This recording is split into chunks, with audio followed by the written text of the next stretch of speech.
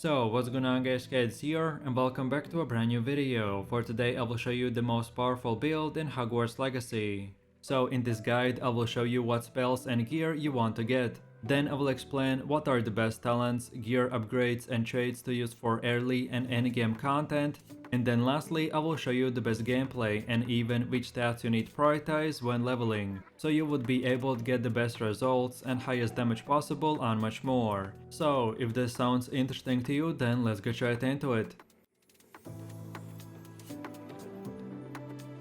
So then moving over to the build, and this whole setup is made by using all three forbidden curses called Crucio, Imperio and of course Avada Kedavra. This build's main objective is to buff up your curse effects, so then we can constantly curse enemies and deal as much damage as possible. So that's why we will be using the talents like the First Blood, to make one of our curse spells hit and curse all enemies in AoE range, and then we will be using other talents and traits, like the Enduring Curse and Curse Sapper, so we could extend the duration of our spells, and then after each elimination we will get health per kill and much more. I like to call this setup as the Dark Wizard build, because our main damage will come from the forbidden spells and other bonuses that will buff our ability to use dark magic. So if you're looking for the highest damage build in the game, then this is the one for you. So then with that said, let's move over to the talents. And as you get one talent per each level, so expect to max most of your talent tree to more than 50%. But for the first 10 to 15 levels, each point matters. So then first of all, we want to spend 3 points in the core category.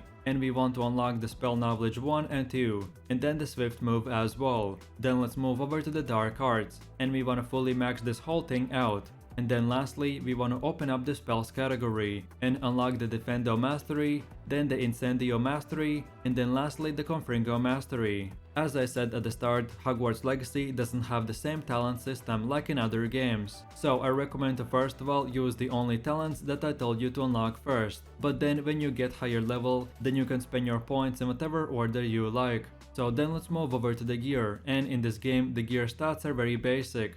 So we have our health, defense and offense, and then in total we have 6 gear pieces. So we get gloves, facewear, hats, scarves, cloaks and outfit. Each one of these items will increase one of your stats, and all that you have to do is after each few quests keep checking your inventory and use the gear that has this green arrow, or then sell it if it has a red arrow. The gear that you use doesn't really matter besides the upgrades and traits that you can enchant the gear with. So we upgrade our gear by using the loom in our room of requirement. And we can only upgrade gear that is either way blue, purple or orange, aka legendary. The more you will play the game, the better equipment you will get, but basically all you want to do is come to this loom and constantly upgrade your gear. And each gear can be upgraded 3 times by pressing the upgrade button and then use one of the feathers or other materials. Upgrading your equipment will just simply increase its stats, and you can get the feathers and other materials to upgrade your gear with from the shops and beasts that you have in your vivarium. What I usually do is after playing the game for about 30 minutes, I teleport back to the room of requirement, and then I brush and feed all of my pets, and that will give me materials which then I can use to upgrade my gear. So in a quick summary, you want to do this constantly to all of your gear pieces. And then lastly, while we are talking about gear, the last way that we can improve our stats is by using the trait mechanic. So what we can do is click on the loom, but this time click on the view trait. And here you can see all the bonuses that you can put on your gear. Every high level has one slot in which you can put one level 1 trait, then one level 2 trait, or then one level 3 trait. Again, the same as with upgrading your gear, you will use feathers and other materials that you gather from your beasts. But on top of all of this time you will need to spend extra time and discover the traits that you want to use. So some traits will offer defensive abilities, while others will buff up your damage and attack. You can obtain traits by collecting the trait recipes from the bandit camps. You have to look for this camp icon in the world to find one. So then with that said, when you start getting your traits on your gear, you only want to use the unforgivable trait on all 6 gear pieces, because they can stack, and this one trait will increase our damage by huge amounts. And of course you will start with level 1 traits, but the more you will play, the better traits you will unlock. So then at the end you will want all of your gear with the traits that I previously mentioned, but all at level 3.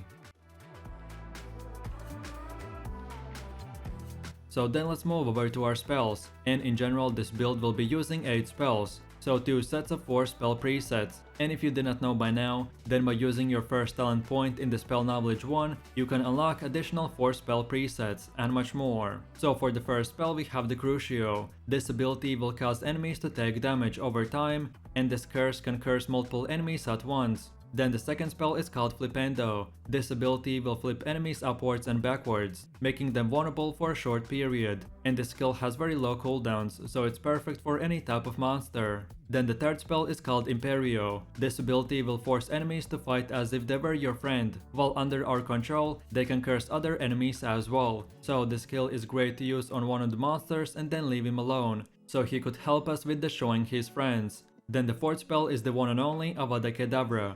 The skill is very simple. On whoever you use it, he will get one-shotted and die instantly. Yes, the spell is very OP but has a long cooldown, so especially in quests, you wanna only use the spell on the strongest enemies. Then for the next one we have the Incendio, and this skill will shoot a quick burst of fire. While the range is short, all enemies hit with the fire will take burning damage constantly. Then for the next one we have the Defendo spell. This skill will slash enemies from afar, doing a lot of damage. Then for one of the last spells we have the Axio. This skill will summon or basically pull enemies or objects closer. This is another good ability that won't do any damage, but is very useful to break enemy casting or just use it in completing all the puzzle quests in the game. And then lastly we will be using the Confringo. This is a long-range bolt that deals damage on impact. Enemies hit with the fire attack will continue to take damage for few seconds, and during that time collisions will result in incendiary burst, which will do even more damage. So overall this build's main strategy is to utilize all the forbidden curses and buff all the damage over time as much as we can. And by the way, just for a quick information, you can unlock all 3 forbidden spells when you reach about level 25 and have completed all 3 Sebastian Solo forbidden spell quests. Then as well, as you can see, we can unlock the 3rd spell preset and even the 4th one, but in my opinion 2 presets are plenty enough for combat, and by the time we use all 8 spells, the first ones are ready to be used again. So then lastly, for our essential combat spells, like most of us already know, we have the basic cast, which by pressing a left click will do a simple basic attack. Then your Q spell is called Protego, which is your basic defense spell, and if you get hit while holding it, then not only you will take no damage, but you can stun the enemy as well. Then the next skill is called the Ancient Throw, which you can use if you're fighting enemies in places with small rocks or objects. Well, this will allow you to throw these rocks and objects at your target.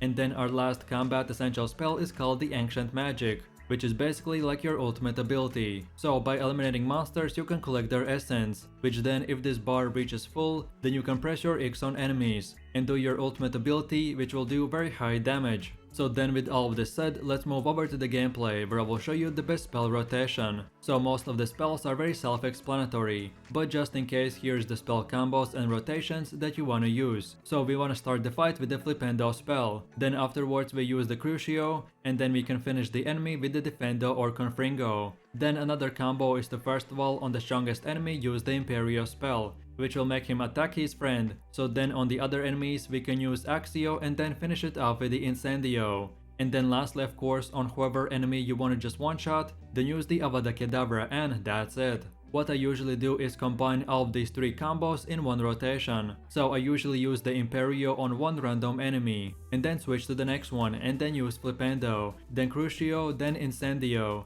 then Axio, and then finish it off with the Defendo or Confringo. And then lastly, I always save my Avada Kedavra spell for elite monsters. But if I know that I won't be fighting any hard enemies, then I just simply find a random enemy with full HP, and then just one-shot him to make the spell go back on the cooldown. And of course, by default you want to keep on using the dodge or Q to escape enemy attacks, and then as well keep on left clicking for basic attacks, and that's about it. So with that said, I really do appreciate everyone for watching guys, and I hope you enjoyed it. If you have any suggestions, feedback or other good Hogwarts Legacy guides that you would like to see in the next video, then feel free to leave your comments in the comment section down below. And while you're doing that, please click like, subscribe and enable that notification bell, so this way you could support the channel and you won't miss any more amazing content from me. With all this said, you have an amazing day and I will see you in my next video, so take it easy, peace.